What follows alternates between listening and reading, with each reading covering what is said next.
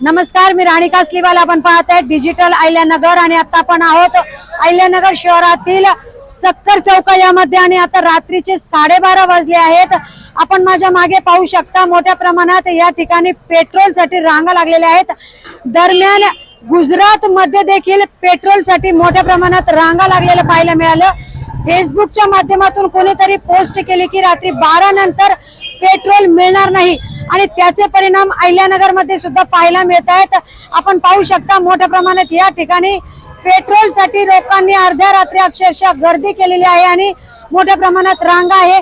मात्र ही सगळी अफवा असून गुजरात सरकारने असं देखील सांगितलंय की कुठेही पेट्रोलची कमी नाही, त्यामुळे नागरिकांनी घाबरून जाऊ नये आणि कुठल्याही अफवांवर विश्वास ठेवू नये.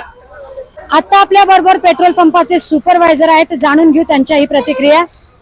सर, डिजिटल अहिल्यानगर मध्ये आपलं स्वागत.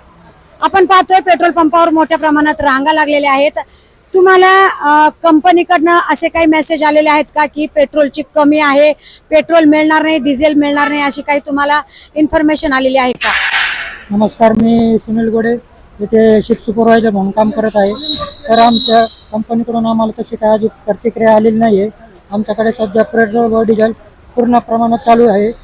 आम्हाला अशी इन्फॉर्मेशन आली तर आम्ही तात्काळ कस्टमरला तशी इन्फॉर्मेशन देऊ, पण सध्या आमच्याकडे अशी काही इन्फॉर्मेशन आलेली नाही आहे.